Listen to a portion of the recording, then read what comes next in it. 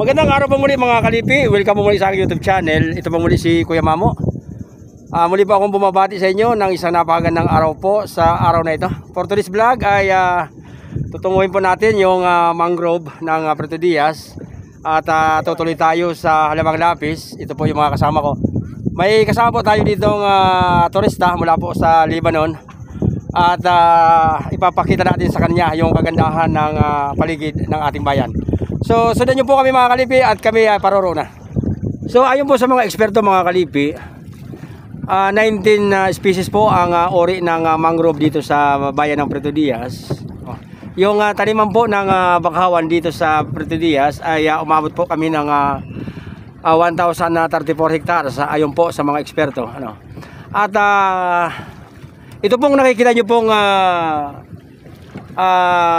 katubigan na to ay ito po yung nagsisilbing supply canal ng mangrove sapagkat ito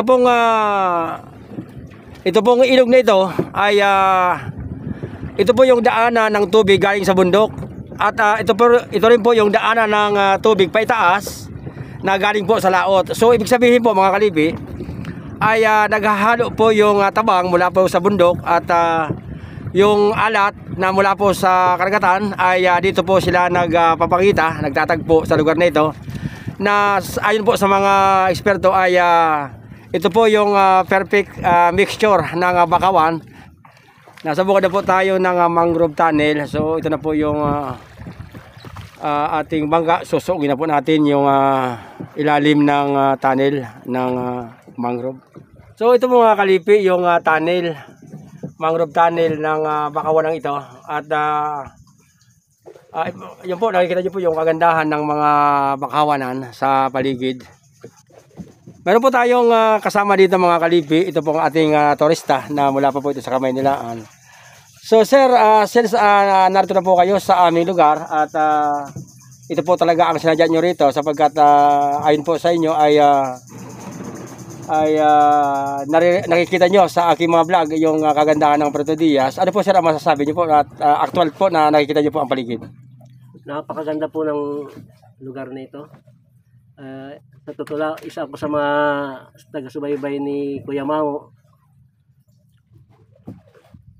Napansin ko napakaganda talaga para sa akin na isang mangrove lover. Sulit ang pinunta ko dito. Napakaganda ng lugar. Ito mga kalipi, meron po tayong bagong dating dito na turista. So ito po si Sir. At mamaya kakausapin natin kung saan po sila nag. Hello po Sir, magandang hapon po Sir. Pwede po tayo mag-usap? Kunti lang. Saan po kayo nagmula Sir? Saan po kayo galing? Saan galing? Saan po kayo? Sa Santa Magdalena. Taga Santa Magdalena po kayo Sir? Oo. So hapon na po ngayon at naisipan niyo pong pumunta rito sa Halamang Lapis. Hapon na po ano. So ibig sabihin hindi niyo po nakita yung mga sandbar ano. So first time niyo po na pumunta rito, sir? Hindi, pangalawa na. Pangalawa. So ibig sabihin nung una niyo punta rito ay nakita niyo po yung sandbar. Oo. Okay. Saka yung starfish natin ano. Oo. So ngayon wala pong pa high tide na po. So ito po yung makikita natin dito ngayon. So ano po ang feeling na narito po kayo ngayon? Masaya, maaliwala. Okay po ano. So talaga namang napakagandang pakiramdam ano po na kami kasi kanina content creator po kami sa YouTube channel.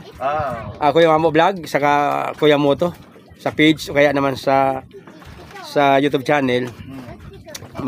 Dito namin ginusto na mag-content ngayon. So since andito na po kayo, mas magandang magkaroon tayo ng pagkakataon na magkakilala po ano. Kuya Mamo Vlog yung aking YouTube channel. Maging ang page ko YouTube Kuya Mamo din, tapos yung isang kasamang vlogger Kuya Moto.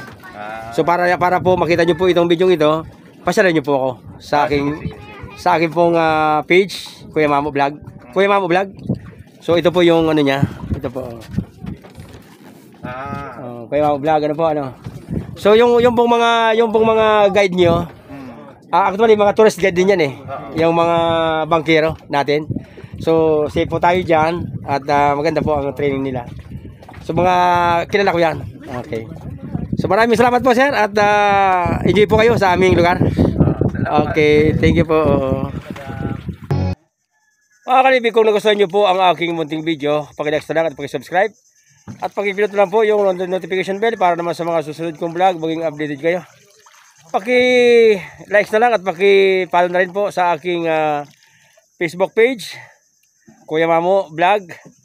Ito pong muli ang inyong lingkod, ang inyong kalipi, Kuya Mamo po, at nagsasabi pong napapagandang araw po sa araw na ito. Bye-bye!